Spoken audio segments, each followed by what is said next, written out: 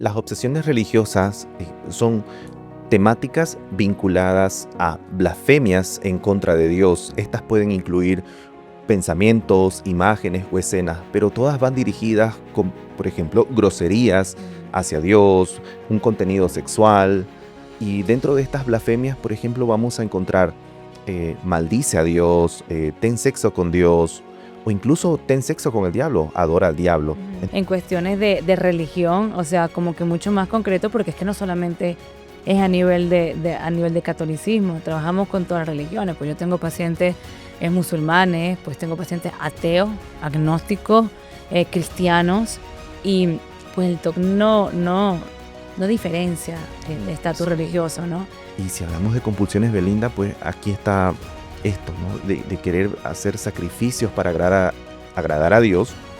Me siento aliviado, pero el ciclo continúa. Este tipo de TOC religioso, en los casos que has tenido, que has experimentado, ¿ha puesto en peligro la vida del paciente?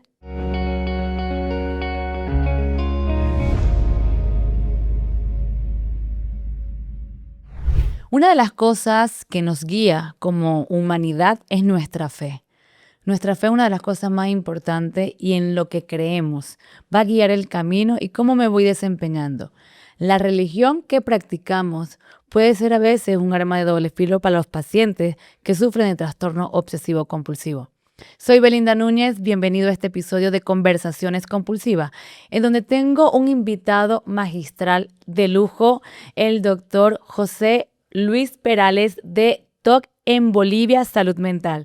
De verdad que es un honor para nosotros tenerlo como invitado y vamos a hablar de un tema que tiene que ver con la fe, nuestra religión y cómo el TOC se aprovecha de nuestra creencia y de nuestra fe en nuestra contra. Bienvenido, José. De verdad que es un placer tenerte. Yo pensé que esto iba a ser un sueño. Esto es un sueño hecho realidad para mí. Tenerte aquí desde Bolivia y de verdad que bienvenido a Conversaciones Compulsivas. Querida Belinda, gracias por recibirme. De verdad, es un sueño hecho Sí, realidad. ¿verdad? Sí, un día te vi, eras mi maestra. Ay, no me pongas así. Sí, pasó el tiempo, Belinda, y estamos aquí. Si hay algo divino, pues obró. Oh, bro, ¿verdad? Bueno, Para aquí traer. tenemos nuestras representaciones. Aquí tenemos a la Santa Muerte, la Virgen María, San Miguel de Arcángel y Cristo. Entonces, hoy nos toca un tema de religión, de fe. Yo particularmente cuando trabajamos este tipo de temas o de tipo de pensamientos, yo te voy a decir cómo yo le comienzo a mis pacientes, ¿no? Aparte de la psicoeducación. Yo soy católica, siempre he dicho, porque a veces mis pacientes piensan que soy atea, porque cuando empezamos a trabajar me dicen que tú no crees. Yo le dije, no, sí creo, pero mi religión no va a interferir en mi proceso de trabajar el trastorno obsesivo compulsivo. Entonces, yo siempre digo, vamos a trabajar un toque religioso, no nos vamos a meter con nuestra fe. Nuestra fe va a estar intacta, porque yo también creo en Dios. Entonces, ¿qué nos puedes decir del abordaje o qué es el toque religioso? Bien, las obsesiones religiosas son temáticas vinculadas a blasfemias en contra de Dios. Estas pueden incluir pensamientos, imágenes o escenas, pero todas van dirigidas con, por ejemplo, groserías hacia Dios, un contenido sexual. Y dentro de estas blasfemias, por ejemplo, vamos a encontrar maldice a Dios, ten sexo con Dios, o incluso ten sexo con el diablo, adora al diablo. Ujú. Entonces, todo lo que está en el contexto religioso es parte de las obsesiones religiosas, donde el TOC va a atacar, se va a agarrar de ello. Ahora, a mí me ha tocado mucho, México es un país muy religioso y cuando tenemos mucha religión, mucha cultura religiosa y tengo trastorno obsesivo compulsivo, pues me voy a apoderar, como siempre les he dicho, el todo va a atacar tus valores, tus creencias y la credibilidad que le tenemos a nuestras imágenes, a la fe que nosotros le tenemos, Totalmente. pues obviamente lo utiliza en nuestra contra. Yo tengo muchos pacientes que trabajan con todo lo que hago es porque se lo estoy ofreciendo al diablo. Entonces, al final de la historia es ese miedo de ir al infierno o ese miedo de desobedecer a Dios o de decir algo impropio a Dios. Como dices tú, está muy relacionado la parte religiosa con la parte sexual. Entonces, esta necesidad también de no fallar, de no fallarle a lo más importante que nosotros tenemos, porque muchos de los casos o muchos de mis pacientes ponen a Dios por encima a veces de la familia, que empiezan a hacer muchas cosas y le decía, pero ya va, estamos aquí con mamá, estamos aquí con papá, no es que Dios es más importante. Yo le dije, sí, Dios es importante, pero mira lo que estás haciendo. Porque la parte compulsiva hace a veces que se aísle de este núcleo familiar, que obviamente es la contención primaria y es que me va a ayudar al paciente a salir adelante. ¿Cómo ustedes han abordado todo este tema? ¿Cuáles han sido Hábleme un poquito de la historia, porque antes de comenzar, ya, no quiero spoilear, pero teníamos una conversación antes de comenzar y dije, ¿por qué no lo grabamos? Pero entonces hablamos de los años 1600. 1667. Por Ajá, ahí. donde hay un reporte de TOC religioso. Sí, por ejemplo, el autor es John Bunyan, él Ajá. era un creyente. Entonces, él en su libro, que le puso de título de paso, Gracia abundante para el mayor de los pecadores. O sea, Ok. le puso el título como para que le duela, ¿no? Le Ya duela sabemos muchísimo. por todo lo que conlleva. Entonces, en el capítulo 6 y 7, él describe, am, llegaron sigilosamente estos pensamientos y luego comenzaron a volverse oleadas de blasfemias contra Dios, Cristo y las Sagradas Escrituras. Y en este relato, él también describe, esto era un ataque del enemigo, porque claro, no tenía información de lo que era el Totalmente, TOC. en los años 1600, imagínate. Yo no había nacido. Sí. Y luego también él describe que para calmar estos pensamientos iba al río y metía su cabeza al río, al lodo, porque intentaba callar. Apagar o sea, claro, silenciar estos pensamientos. Esa sería la parte compulsiva. Exacto. Bueno, me imagino que entre tantas cosas que obviamente dentro de su relato podemos describir como esa parte obsesiva y esta parte compulsiva para callar esos pensamientos. Sí, totalmente. También tiene una parte que nos va a ilustrar esta temática TOC cuando él dice, miraba el campanario e imaginaba que el campanario caía sobre mí y se apartó del campanario. Claro, Entonces, vemos cómo ya en el año 1667 estaba presente el TOC. Bueno, estaba presente, ha estado presente toda la toda la vida, vida. ¿no? Ujú. Pero esto sirve también para la psicoeducación, porque los pacientes suelen creer que esto empezó ayer y empezó con él, ¿no? Es el único que está pasando por esto. Entonces yo les cuento esta parte de la historia para que sepan que hace tiempo está el TOC entre nosotros. Yo, pues yo soy católica, ¿no? Pero no es que me sé la Biblia al pie de la letra. No sé si te pasa igual que muchos de nuestros pacientes con TOC religioso, pues se saben la Biblia más que cualquiera. O Sí, sea, y es impresionante cuando me ha tocado a mí meterme un poquito más en cuestiones de religión, o sea, como que mucho más concreto, porque es que no solamente es a nivel a nivel de catolicismo, trabajamos con todas las religiones, pues yo tengo pacientes musulmanes, pues tengo pacientes ateos, agnósticos, cristianos, y pues el TOC no diferencia el estatus sí. religioso, ¿no? Entonces, me ha tocado trabajar y aprender un poquito más de la religión que me corresponde en ese momento. Yo te estaba comentando que pues, a mí me tocó hacer exposición en una mezquita, Oh, ¿ok? Cuando estábamos trabajando un talk de índole a nivel con pensamientos religiosos de musulmán. y toca ir, ¿no? Hablar con los Me líderes. toca, me tocó ir a hablar o sea, la verdad que la exposición en la mezquita para mí también fue exposición, no fue exposición, fue una experiencia, digamos, fue una experiencia, pues yo nunca había entrado a una mezquita y aprender a conocer esa cultura. Tuve que empezar a conocer un poquito más de los musulmanes y de toda esta cultura, pues es bien complicado porque el paciente sabe mucho, Sí, aprende mucho, tiene una cultura religiosa y todo lo que tú le digas te lo tumban porque en las Sagradas Escrituras dicen esto y esto. exacto. Y tienen un argumento que está en Proverbios 26, 23, 7, Ujú, donde dice, tal es su pensamiento, tal es su corazón. ujú. Entonces ellos lo interpretan en ese momento, como estoy teniendo este pensamiento grosero y blasfemo, eso revela cómo es mi corazón. Pero ahí ocurre algo, es sacar textos fuera del contexto. Ujú. Porque el contexto de ese versículo habla más de la actitud en el negociar, en el compartir con personas, pero no se refiere exclusivamente a personas que tienen TOC. Pero claro, el paciente Lo se agarra de ello. interpreta. Me ha pasado mucho que la parte de sufrimiento, tengo que sufrir para ganar el cielo, ¿no?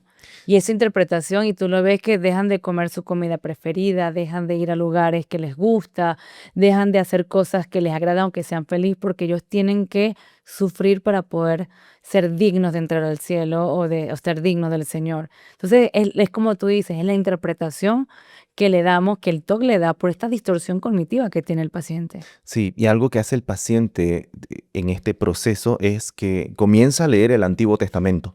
O sea, Ujú, toda la Biblia es bonito, ok, sin entrar en controversia, ujú, pero a él le afecta mucho leer el Antiguo Testamento porque ahí están los 10 mandamientos. Entonces él se pone pendiente y juicioso de que no quiero fallar ninguno de ellos. ujú. Y luego vemos que en el Antiguo Testamento, ante alguna falla, se tenía que hacer un sacrificio. Entonces adopta esa compulsión a hacer estos sacrificios, ¿no? Lamento, sentir dolor, sentir culpa. Y si hablamos de compulsiones, Belinda, pues aquí está esto, ¿no? De querer hacer sacrificios para agradar a Dios. Me siento aliviado, pero el ciclo continúa. Vuelvo a hacer mi sacrificio una y otra En vez. algún momento, este tipo de talk religioso, en los casos que has tenido, que has experimentado, ¿ha puesto en peligro la vida del paciente? Yo creo, Belinda, que en peligro, yo diría que sí. Hubo Por estos uno, sacrificios que tú planteas que, o sea, necesito hacer un sacrificio para poder estar bien y no ir al infierno. O sea, por eso digo, ¿los pacientes han hecho algo que lo han puesto en peligro? sí, hubo uno que donaba mucho dinero. Entonces conversamos con la familia en que él debe dejar de donar dinero porque encontramos que esa era su forma de compulsionar. Claro. Entonces el riesgo era que el día de mañana a lo mejor termine vendiendo el anillo de casado. No, sí, se descapitaliza y puede quebrar a Sí, la familia. sí, y de hecho, esto en el libro del doctor Eric Storch hay un caso similar también de Ujú. una persona que llegó a donar, creo que hasta $10,000 por sentirse aliviado por la culpa de las obsesiones. Sí, es que no te lo está diciendo cualquiera, José Luis, te lo está diciendo Dios. Y Uf. no es que vas a ir al cuartico oscuro o te van a dejar sin receso porque te portaste mal en la escuela. Vas a ir al infierno. Entonces, en nuestros conceptos religiosos, pues el infierno es lo más horrible que nos pueda pasar y tenemos que ser buenas personas y tenemos que cumplir. Por eso te estaba preguntando, porque también he tenido casos que el mismo pensamiento intrusivo lo obliga a hacer cosas que han tenido hasta autoflagelaciones por este sacrificio que tengo que hacer. O sea, tengo que hacer una u otra determinada actividad porque si no lo hago, pues no voy a entrar al cielo. Claro, porque de hecho hay un versículo que yo creo que desafía todo el talk religioso. Es el que indica, todo pecado le será perdonado menos la blasfemia contra el Espíritu Santo. Entonces cuando el paciente tiene el pensamiento, maldice a Dios, maldice al Espíritu Santo, y de paso, como el TOC es muy astuto, claro, involuntariamente se le cruza el pensamiento, ¿no? Maldito Espíritu Santo, la persona entra en crisis y dice, Ese, claro. acabo de maldecir al Espíritu Santo, ya no tengo perdón, ya perdí mi salvación porque es el único pecado que no tiene perdón. Y a los terapeutas nos toca tratar con ello, leer un poco el contexto y qué significa esto. No, yo te digo, o sea, yo nací en un contexto familiar católico y por ende voy con la misma tendencia, pero sí me ha tocado ponerme a estudiar. Recuerdo uno de los casos que tuve que estudiar los 40 días en el desierto. Oh, Y ya, no, o sea, cuando el diablo quiere seducir y te empieza a decir, y yo le digo, es el diablo que te está hablando, ¿no? O sea, a mí me habla es Dios. No, pero es que acuérdate, no, es que a mí me habla es Dios. Y Dios me habla a través de, puede ser de infinitas cosas, o sea, números, señales, porque entonces creen mucho en señal. No sé si te pasa igual, que son, este tipo de personas se va mucho con señales, o sea, ¿qué significan? Que me pasó esto significa tal cosa, porque Dios me está mandando esta señal de vida para poder hacerlo. exacto. Hay un tema que es la misticidad, ¿no? Ujú, Cuando toda acción se vuelve una especie de atribución divina. ujú. Eh, Está bien que podamos encomendarnos a Dios, ¿no? Creo que católicos, agnósticos o ateos siempre decimos en algún momento, ¿no? Dios mío, que todo salga bien, Ah, sí. ¿cierto? ¿No? Pero creo que en la misticidad, eh, bastante severa es, por ejemplo, tengo que comprarme unos zapatos, ¿no? Y quiero saber cuál es la voluntad de Dios, porque no me voy a comprar cualquiera, voy a orar por esto. Me voy a comprar ahorita unos pasajes de avión. Quiero saber cuál es el pasaje que Dios quiere que yo me compre. Y cuando la persona se da cuenta que está haciendo algo y no lo encomendó a Dios, pues ya siente que le está fallando. Y que va para el infierno. Sí, O sea, enseguida consecuencia temida. exacto, que cometió un pecado y como llevo varios minutos sin pedir perdón por ese pecado, entonces Dios se va a enojar conmigo y Él puede actuar como un fuego consumidor y mandarme una enfermedad Un como castigo. un castigo. Y con el tiempo esto, Belinda, llega a generalizarse, ¿no? Entonces se da el efecto de la generalización y donde todos los estímulos pues ya son parte del malestar. La persona ve una cruz y dice, ah, no, si no me persiné, ¿no? Oh, qué pena por mí, ¿no? Otro pecado más. Si estoy escuchando una canción cristiana y no la estoy gozando, ah, no, no, yo me estoy volviendo más para el mundo que para Dios. Y si el paciente ya generaliza todo esto, la va a pasar mal. Porque yo les digo a los pacientes, vivimos en el mundo y Ujú. estamos rodeados de cosas del mundo. No vivimos en el cielo todavía para que todo sea celestial, ¿no? Y mientras estemos aquí en la tierra, tenemos que aprender a convivir con los estímulos que el mundo nos ofrece.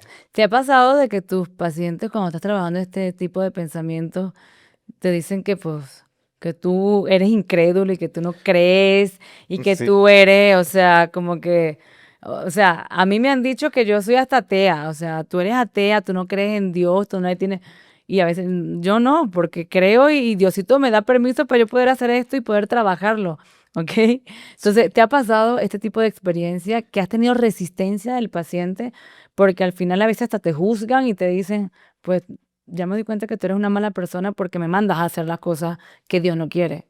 Sí, Linda, me sucedió. Bueno, lo que usamos en ese momento es indicarle al paciente, mira, Dios, si es omnipresente, omnipotente y omnisciente y lo ve todo y lo sabe todo, pues Él sabe que tú tienes TOF en este momento. No es una sorpresa para Dios. Y Él sabe que yo soy tu terapeuta en este momento. Y sabe que estoy aquí para ayudarte. Y eso es lo que quiero hacer contigo, ayudarte, para que recuperes nuevamente la vida que tú deseas vivir. Entonces ahí es como que ya el paciente dice, ok, no, no es tan cruel mi terapeuta. No, a mí siempre me siguen diciendo cruel. Porque yo le digo, pues bueno, yo tengo el permisito de Dios, yo se lo digo a veces mucho más rudo, ¿no? Yo tengo el permisito de Dios, pues ni modo, y esto es lo que vamos a hacer y lo vamos a hacer a veces juntos. Porque el pensamiento intrusivo, como te estoy diciendo, no estamos peleando con cualquier persona, estamos peleando en contra de Dios, según ellos. Totalmente. O sea, Sí. en la cabecita del paciente afectado de religión, estoy peleando con la persona más importante y más poderosa del mundo. Entonces, no es con mamá, no es con su hijo, no es con la esposa. Entonces, pelear con ellos, pelear con Dios no está fácil. Realmente no está fácil. Y si es esa confrontación a veces continua que a veces te crees y después vuelve a dudar de ti y andar en ese vaivén. Pero ahí es donde yo siempre he dicho que el vínculo terapéutico permite que el paciente confíe en que lo que estamos haciendo, que les está haciendo sufrir o le está exponiendo, porque si no hay vínculo terapéutico, yo no voy a dejar que nadie me ponga a sufrir, ¿no? Si no creo en ello. Entonces, es aprovecharnos de esa alianza, de ese vínculo terapéutico para que podamos hacer ese clic y ayudar y poder pelear con el monstruito del toque religioso que tiene el paciente. ¿Algún caso bien complicado que hayas tenido que nos quiera eh, compartir para evidenciar cómo fue el proceso de abordaje de qué tipo de pensamientos, consecuencia temida, exposiciones y si tuvimos un final feliz? Sí, Belinda, el caso de las blasfemias contra el Espíritu Santo. Ujú. Bueno, este era un jovencito que empezó a tener los pensamientos de maldice a Dios, maldice al Espíritu Santo. Y si tomamos en cuenta de que está escrito en la Biblia como el pecado imperdonable es prácticamente maldecir al Espíritu Santo, entonces esto para él fue devastador. Él llegó a la terapia diciendo, yo soy blasfemo, me voy a ir al infierno y háganme una liberación porque ya no tengo esperanza, yo no sé qué hacer. Comenzamos a hacer la psicoeducación con él y la parte difícil fue exponerlo para empezar al pensamiento. porque luego teníamos imágenes donde él golpeaba a Jesucristo. Entonces empezamos haciendo una exposición al pensamiento para comenzar suave, que se habitúe un poco. Había resistencia de la familia. El papá no quería que él participe de esta terapia, la mamá lo apoyaba, entonces por momentos todo lo que construíamos se nos venía abajo. Claro. El papá hacía muchas preguntas acerca de, ¿te sientes bien? ¿Tú quieres hacer esto? Oh, tenía que volver a reunirme con ellos, hacer la psicoeducación con la familia, encargarle al papá, no le pregunte si él está bien, porque le va a responder, estoy mal, por ahora. Sí, claro. No le hagas esa pregunta. Hasta que el papá se adherió al tratamiento para que luego pasáramos a las exposiciones en imaginación. Imaginar que él golpeaba a Jesucristo, a lo más sagrado que él tenía. Con el tiempo logró habituarse. Y empezamos también a trabajar con objetos ya en casa. Empezamos a colocar, por ejemplo, un vino que es Casillero del Diablo, Viñedos del Diablo, porque él no quería ver las imágenes relacionadas con el Ah, diablo. claro, el nombre ya lo activaba. Lo activaba. Yo a él le hacía una pregunta y le decía, oye, ¿qué pasa si el día de mañana un familiar o un amigo te dice es mi cumpleaños, vamos a celebrar, ¿no?, al asador del diablo? ¿Tú vas? Él me dice, no, yo no voy, me dice. ¿Y por qué no? Porque no quiero hacer nada que resalte el nombre del diablo. Ok, eso fue al inicio. Y con el tiempo la respuesta de él y después de la terapia fue, sí, ya voy, por último, ¿qué puede pasar? Me encanta trabajar, Belinda, con la terapia cognitiva conductual, con la EPR, y pues tuvimos buenos resultados con él. Sí, yo tengo mucho, o sea, como te estoy diciendo, me llega mucho todo religioso. Yo creo que la cultura es una marca. Ahorita estoy trabajando con un casito con un niño, bueno, varios, pero este niño en particular fue un niño. O sea, un niño que te estoy hablando de 12 años, 13 años. Y pues ir a la iglesia, y si no iba para la iglesia, era escuchar la palabra, y tú lo veías viendo YouTube, la palabra del Señor, era rezar, era una serie cantidad de compulsiones religiosas, y ya estamos de verdad que bastante bien.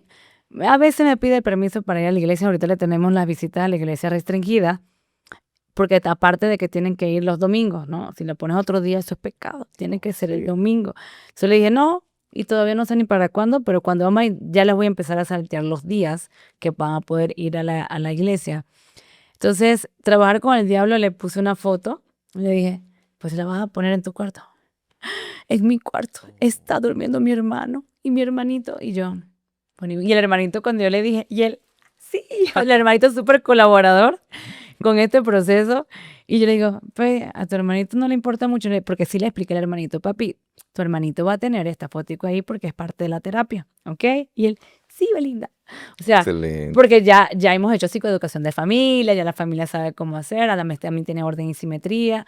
Entonces, y le pongo a que la cama pues me la deje un poquito desdoblada, los jugueticos desarreglados para ellos, o sea, ya que con que esté volteado eso a él le perturba, ¿no? Entonces, empezar a trabajar todo en casa, si no estaba involucrada la familia, pues no me iba a funcionar mucho. Entonces, cómo va a ir avanzando el paciente cuando tú le vas dando la psicoeducación, cuando tú le empiezas las exposiciones poco a poco y empiezas a poder trabajar, y los avances son maravillosos, como te estoy diciendo, desde pequeño, porque aquí la verdad es que esta cultura religiosa, cuando tenemos todo, lo aprovecha en nuestra contra y utiliza nuestra fe para decirnos que todo es pecado, y no queremos a veces hacer absolutamente nada. Tuve un pacientico, no sé si te ha pasado, dejó de comer. Oh. O sea, dejó de comer porque él iba a hacer abstinencia, porque eso tiene su nombre. Sí, ayuno. Él no es el ayuno, tiene otro nombre. Dios mío, discúlpenme ustedes que me están viendo. Muchos de los que nos van a estar viendo lo saben, pero a nivel religioso, el dejar de alimentarse, dejar de comer, es un proceso, y él dejó de comer, había perdido como 10 kilos. Decía, tiene que comer, o sea, aquí no se negocia. Y es algo que también se le dice a la familia, no puedo negociar que el paciente lo que esté haciendo esté atacando o esté haciéndole daño. O sea, yo no voy a negociar su salud física, bueno, la mental tampoco, pero ya cuando vemos que perdió tantos kilos por esta inanición que está teniendo, por esta restricción de alimentación, porque Dios le estaba diciendo o porque la religión era parte de su proceso, por este sacrificio que tenía que hacer, le dije, no, esto no se negocia. Vas a comer y si no vas a comer te interno y empezamos hidratación y empezamos a comer por las buenas o por las malas, porque yo te necesito vivo. Yo te necesito vivo para poder seguir trabajando y recuperarte. No, excelente. No sé si te ha tocado algún caso así crítico. Sí, me tocó pacientes que compulsionan con el ayuno. Ayunar, quieren hacer el ayuno. Alguno va a querer hacer el ayuno de, no sé, de 40 días. Ujú, Quiere llegar a eso, pero se nos va a ir. A lo ujú. mucho llegan a 7 días. Am, He tenido pacientes que ayunaron 3, 4 días y sí, ya les estaba afectando.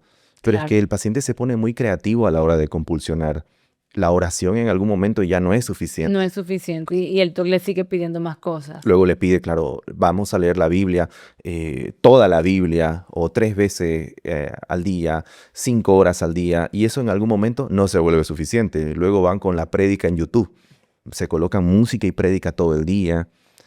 Las confesiones. Uf, Belinda, sí. Bueno, aquí hay una que yo sé que nos va a escuchar y ella va a saber que es ella.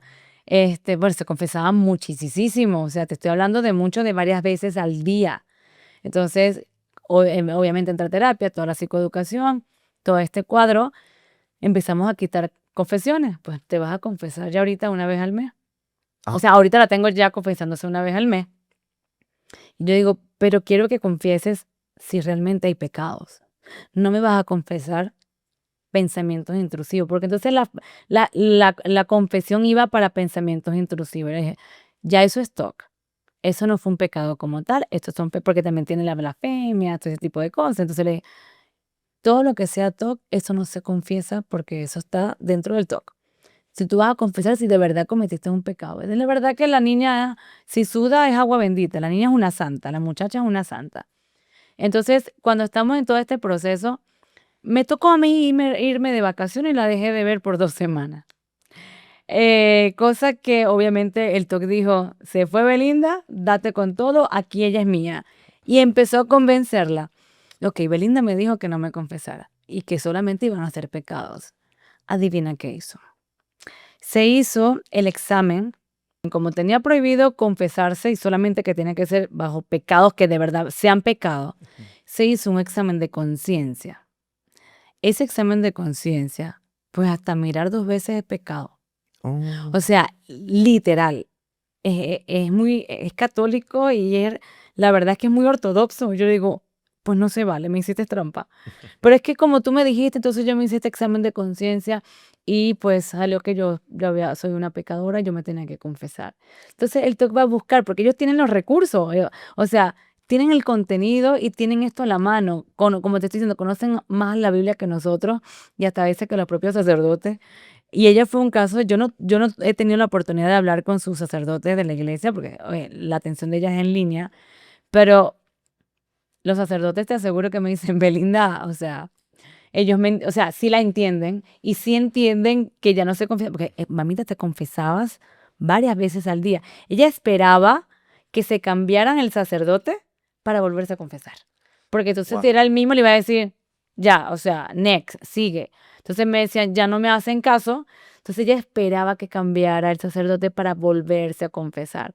Entonces, en ese equilibrio, es como para entender de que el TOC siempre va a buscar la manera de poder atrapar a la persona. Dijo, bueno, ciertamente no me voy a confesar si no cometo un pecado porque me quiere hacer caso, pero me hice el examen de conciencia que te lo juro que hasta mirar 2 veces casi que es pecado. Entonces salió pecadora y se confesó 2 veces.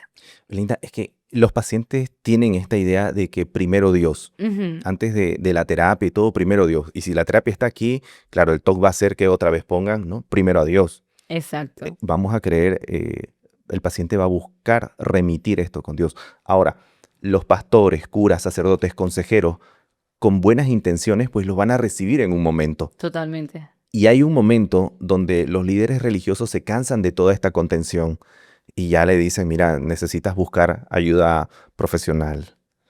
Porque sí, yo tengo muchos casos de estos donde los líderes le dicen, mira, ya busca un psiquiatra, un psicólogo, porque los tienen Sí. 24 horas A, ahí. a veces, afortunadamente, hemos tenido muy buenas alianzas con estos sacerdotes y con estos líderes religiosos que pueden entender que con la salud mental Como que lindo. no podemos jugar.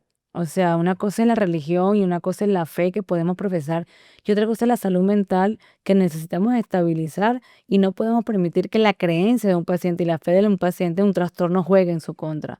Entonces, qué bueno es cuando estos líderes de estas religiones nos apoyan y nos ayudan porque de una u otra manera fortalece el vínculo que podamos tener y la credibilidad que podamos tener, porque de una u otra manera es como el visto bueno para ellos entrar también a la parte terapéutica. Sí, yo en una ocasión visité a un pastor en su iglesia y le expliqué lo que era el TOC, porque tenía una paciente que sentía que tenía que tener la autorización de su líder Ujú. para iniciar la terapia con EPR. Entonces lo visité, el pastor, bueno, más bien me recibió con brazos abiertos, escuchó lo que era el TOC religioso y dijo, adelante, a la terapia.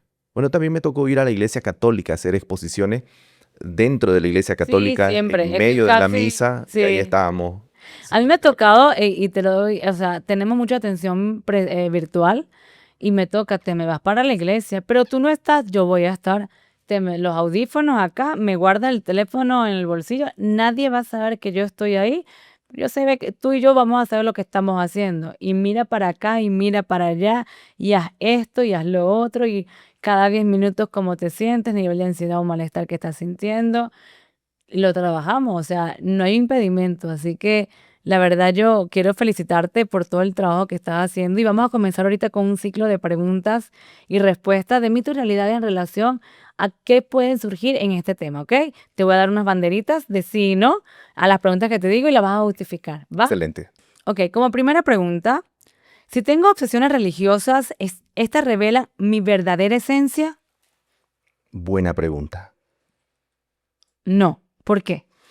Porque los pensamientos, al ser autógenos e intrusivos en el todo, pues eh, no salen como que directamente del corazón y de las verdaderas intenciones, ¿no? Sino que cumplen este patrón de ser intrusivos, Ok. repetitivos, frecuentes. Ok, muy bien. Como segunda, si hago exposición y prevención de respuesta, EPR, ¿me volveré ateo? Oh, esa es una pregunta frecuente. Creo que no. Ok, Ya que la EPR tiene como objetivo trabajar el TOC, la ansiedad, y no hay un objetivo para cambiar las creencias y valores del paciente. Al contrario, pues una vez que se recupera el paciente va a recuperar esa vida plena que lo hace feliz. Y si es la religión, pues la recupera. eso es correcto. Tercero, si me expongo a lo temido en temática religiosa a pesar del miedo, ¿voy a mejorar? Bueno, yo digo que sí. Sí, ok. Expónganse a pesar del miedo y con miedo y pronto van a ver los resultados. La verdad es que, como te estoy diciendo, no estamos trabajando con un contrincante fácil.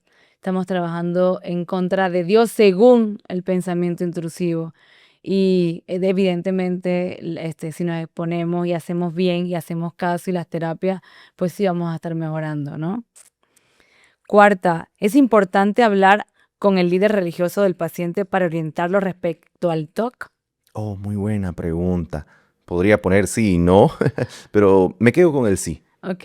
En muchos casos, si hay la oportunidad y el paciente es muy dependiente de su líder religioso, pues de una vez trabajemos esa barrera, hagamos las paces y hagamos psicoeducación y arranquemos con la terapia. Si nos ayuda a hablar con el líder religioso, hagámoslo. Sí, yo creo que el mensaje es siempre no vamos a pelear con la fe, vamos a pelear con un trastorno y necesitamos a todo en el equipo ganador que tiene que ser a la recuperación del paciente. Exacto. Y Mm. en algún momento, Belinda, pues si nos toca decirle al paciente, eh, ahí hay cositas con el líder religioso que no están funcionando, que está haciendo demasiado uso de la autoridad, también se lo vamos a decir. Eso es correcto. Y como última pregunta, ¿las personas deben contar todo lo que piensan a su líder religioso? Oh, bien, yo digo que no, Ujú. porque esto se va a volver, como acabamos de hablar hace un momento, una compulsión, una búsqueda de reaseguración. Y si el paciente se hace funcional a esto y se adapta a esto, lo va a tener al líder religioso 24 horas y no va a cortar la compulsión, que es también lo que buscamos. Aparte que también hay pensamientos a lo mejor muy privados e íntimos que va a tener el paciente, y ir a contarle todo esto va a hacer que la pase mal y se difunda mucha información privada de él. Por eso creo que no. Ok, la verdad es que José Luis, muchísimas gracias. Yo me quedo con toda esta información y con toda la experiencia y todo lo que nos ha dicho, más la experiencia que tenemos de que no permitir que nuestra fe se ponga en tela de juicio por pensamientos intrusivos. Nuestra fe no va a cambiar por nuestros pensamientos intrusivos, aunque el TOC me diga que sí. Entonces, la psicoeducación es bien importante, la psicoeducación del entorno familiar, porque quien me enseña en quién creer es la familia. Entonces, siento que también hay que involucrar a la parte familiar en este proceso de psicoeducación, porque en terapia puedes entender Sí. de que no vayas para la iglesia, pero tengo la abuelita de que también me reza el rosario 4, 5, 6 veces al día en la casa. Ok, Totalmente. entonces educar a la familia y decir, pues por aquí no es, y no es por esto y por esto, y no simplemente que estamos limitando su fe, va a ser bien importante y va a ser fundamental, clave para que el trabajo funcione y tengamos el éxito en la terapia. ¿Con qué te quedas tú? ¿Qué nos puedes dar de información de resumen? Bueno, Belinda, decirle a toda la comunidad que nos sigue que tengan esperanza. Lo primero es que sepan que hay esperanzas para esto, porque ellos lo viven como algo devastador, Ujú. que no hay salida, porque como decimos, estamos enfrentándonos a un todo que involucra lo más sagrado, divino, que es Ujú. Dios. Entonces, quisiera que se queden también con que la EPR y el psicólogo están para ayudarlos a salir de esto. No vamos a cambiar sus valores Exacto. y hay esperanza. Anímense a enfrentar el TOC. La recuperación es totalmente posible. Es posible. Así que Creemos en eso. totalmente, y con estos nos vemos en el próximo episodio de Conversaciones Compulsivas.